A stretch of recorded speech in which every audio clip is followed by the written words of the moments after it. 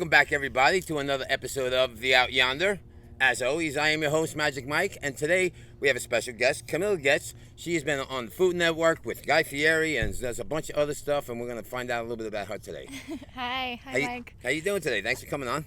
No, thanks for having me. Oh, good. So, full disclosure before we start. You're not one of my kids, right? No. All right, because there's been a lot of nasty rumors going on that all I can find is guests with my children. So, this is not one of my children. We have somebody special on today, so. Yeah, I'm someone else's child. So, tell us a little bit about your background. Now, you grew up in the Coachella Valley, right? Yeah, I did. I was born in Long Beach, but for the most part, Palm Springs. I'm a Palm Springs girl. Yeah. Cool. And how was that growing up? It was good. I had a pretty normal life. Yeah, my mom and dad. I did ballet growing up. Nice. And did you like ballet? Yeah, I did. It's expensive, though. It's very expensive. So, yeah, and I interned when I was a teenager. Been cooking since I was 14. Cooking since you were 14? Yeah, in like a professional kitchen. Like, how did you get into that? How did that start? Interning. I mean, it started really with the Easy Bake Oven. But yeah, I like Easy Bake Oven. Yeah. I used to love those little Easy Bake cakes. My daughter used to make those for Yeah. us. Those are really good. I like those. Those light bulb cakes, we used to call them. Yeah. That's it. That's right. So when did it turn into like professional cooking? When did you start doing that? In high school, so like my freshman year, I kind of like knew since I was a little girl that I wanted to be a chef, like watching the Food Network as a child. And then in high school, I talked to like my counselor, and he got me internships, and I interned all through high school, and then I went to culinary school. Wow, that's Yeah. pretty cool. So the Food Network was like a thing that was on your radar, like early on. Oh yeah, I've known my entire life that I was going to be on the Food Network. That's pretty cool. And at a young age, you realized that. How old were you when you were on? Was this just recently, right? Last year? Or? This was last year, so it wasn't that long ago. I mean, I'm only 24, so I was 23 when I got on the That's Food pretty Network. awesome. Yeah. And you were on Diners, Drive-Ins, and Dives. Did I get the name correct? That's right. All right. Yeah, it's a mouthful. Yeah, it is. I wasn't sure if I was going to get that. I'm a little dumb sometimes. I can't remember things.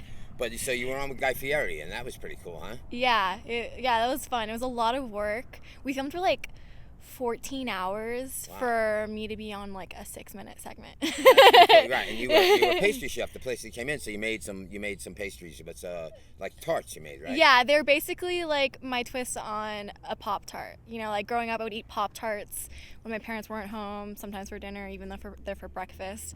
And I just made those like in a fresh way with a handmade dough, and I rolled out the dough and made a berry compote to put in it. That sounds awesome. I would love to try one of those. That sounds great. I love that. So Guy Fieri's a nice guy, though, and he was easy to work with. And... Oh yeah, I was like really nervous but he makes you feel like right at home. He talks so much crap to you that you even forget you're on. Like there's a camera in front of you. That's awesome. Now you might have a chance to be on the Food Network again sometime soon, right? You're talking to them right now about maybe something in the future.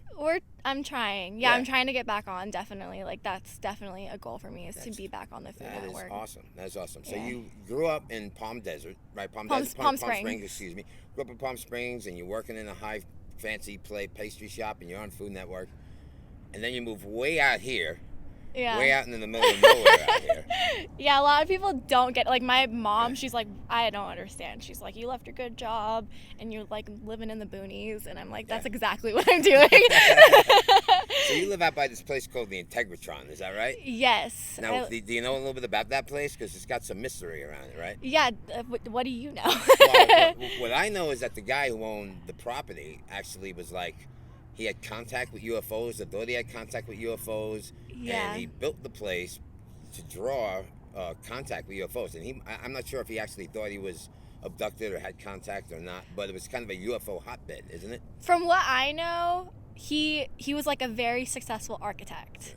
And he kind of like ditched his like successful career to live under giant rock. Wow. He dug a hole under giant rock and lived there, and he said that the aliens came and told him, they gave him the coordinates to build the Integratron. Wow. So he built the Integratron because the aliens told him to. Now, Giant Rock is this place out in the desert out here. For people who don't know what it is, it's this big giant rock. It's huge. It's like the largest freestanding rock in the world or something. Yeah, it's the world's largest freestanding boulder. Right. They call it like the Earth's heart. Right. And there was like the Native Americans like drew petroglyphs all over it, and they kind of believed that the UFO. So they would go out there and maybe do something spiritual there, and that's what kind of lured this guy to that. and then eventually building this building, the Integratron. Right. So the Native Americans, they had this like theory that basically if one side of the rock was going to split. If one side split, then Mother Nature is mad at humanity and we're going to be punished. And then if the other side split, Mother Nature forgives humanity and, you know, everything's going to be okay type of thing. Right. And they predicted the year. It was actually like really recent, like within the last 10 years. And that year came and it split. Wow. So if you've been there? No, I haven't been yet, but I've been meaning to go. So you go, it's like this massive slab of the rock, like from the top, has just fallen off, and it's right there. I have a feeling if I go out there, Mother Nature's going to punish again. And that's so maybe I should stay away. Yeah, it's definitely really cool. It sucks, though, because people are not taking care of it. It's being vandalized, and there's trash everywhere. Yep. So... it needs to be protected a little bit better, but... yeah. But landers, they do a really good job. They do cleanups, like, quarterly. Like, the community gets together and does cleanups out there. That's awesome. Yeah. So, like, have you seen anything out there? You seen anything? I'm like, this is going to be a recurring theme, I think. Have you seen anything in the sky out there? I don't know what I've seen, but I've seen, like, weird stuff. And I also hear, like, I live, like, kind of close to the base. Like, it's not that close, but because it's so quiet out there, you hear lots of like booming, and like my house rattles sometimes. Yeah. And see, I said that on last week's episode. I said there was something that was booming right before I came out. It's the base. It's the military base. But then also I see weird lights at night. Wow. Yeah, they come and go. I mean, people say they're satellites. I'm like, I want to think they're aliens. Yeah. Maybe we should set up out there when we do another show. I'm like down with that. Yeah. Maybe we should like cook. You could teach me how to cook. And, yeah. And maybe we can like make something and it'll attract the aliens. What do you think they like to eat? Do you think they like to eat anything? Probably like crappy food, right? Crappy food. You think butter? So? Maybe butter. We can cook anything with butter, and you're a pastry chef, so you know how to make tons butter's of stuff my with favorite butter. that's my favorite ingredient. That would be cool. So we could do that. We could bake and with lots of butter, and hopefully the aliens come down. Do you think maybe Guy Fieri be with them? Maybe. Because, you know, he kind of looks a little otherworldly. The hair, yeah. That's how he communicates to the mothership. Yeah, unlike me with my cheese and chocolate facial hair 40 years too late. I don't look otherworldly, right? But that's pretty cool. So I think we're going to have to do that. Next time you come on, we're going to have to go out there and that sounds good. Cook and see if we can attract any aliens. Okay, right, sounds cool. good. That was awesome. Cool. Well, thanks for coming on. I appreciate it. Oh, thanks for having me. I'm excited. Yeah, this was cool. fun. It was fun to have. So you had a good time? I did, and this is a really cool setup. Awesome. And you didn't feel sexually harassed in any way? I'm just kidding. No. Now, let me ask you, is it sexual harassment to ask somebody if they've been sexually harassed? I don't know. That whole thing is just confusing. Yeah, it is very confusing. You look at someone and then they're like, this is, you know, I'm being harassed. Well, I hope I didn't look at you in the way that harassed No, that's not what I mean at all. So tell us where we can like look you up. Like you have Instagram handles, you got YouTube, right? So it's Cafeteria Food with a K. That's right, across the board, Cafeteria Food with a K. So look up Cafeteria Food with a K. Camilla Goetz. She's got an Instagram page. She's got YouTube videos.